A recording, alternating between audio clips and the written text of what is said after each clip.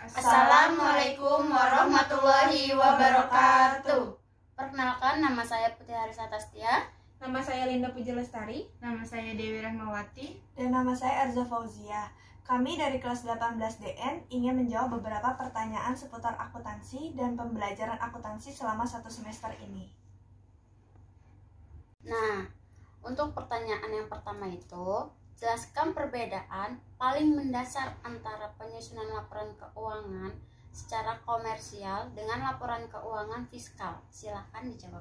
Secara umum, perbedaan laporan keuangan komersial dan fiskal berdasarkan standar yang digunakan, yaitu ada akuntansi dan perpajakan.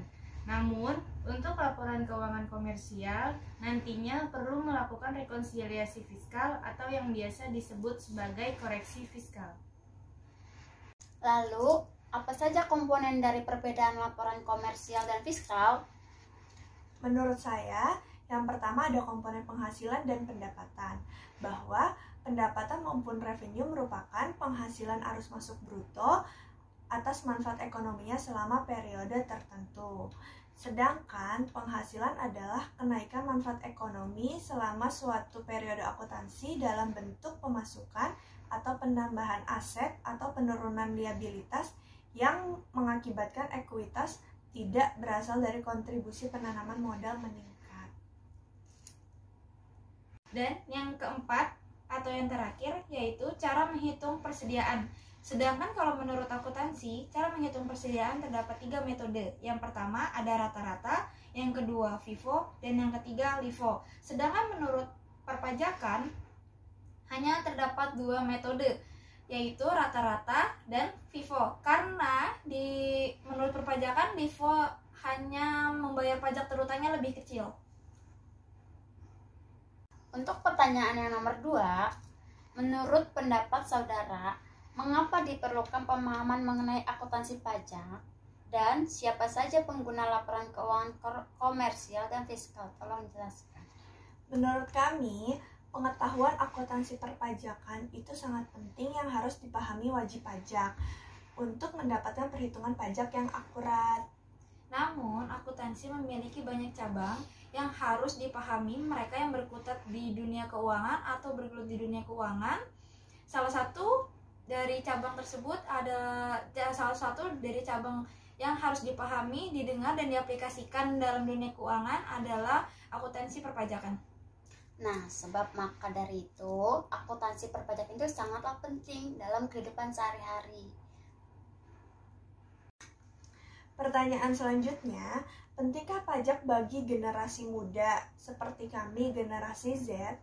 Menurut kami, sangat penting karena itu merupakan salah satu bentuk kontribusi kepada negara.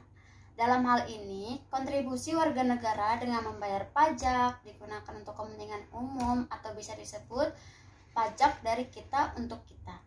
Selain berkontribusi kepada negara, juga dapat disebut sebagai bentuk cinta kita kepada bangsa untuk mendukung tercapainya cita-cita menjadi negara maju, adil, dan sejahtera.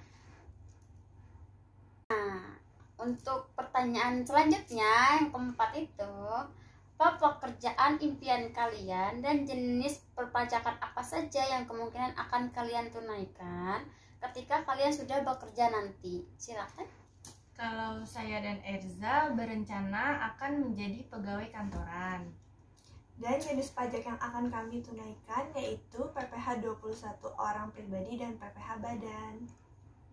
Nah, kalau saya sendiri itu mau menjadi pengusaha. Nah, perpajakan yang akan saya tunaikan nanti itu PPh OP dan SPT tahunan 1770. Kalau saya ingin bekerja di konsultan pajak, dan pajak yang akan saya tunaikan yaitu PPh 21, 22, 23, 25, 26, 29, dan PPN. Wow. Oke guys, pertanyaan selanjutnya itu, apa pesan dan kesan kalian selama mengikuti perkuliahan perpajakan secara umum, secara kuliah bersama Ibu Trini?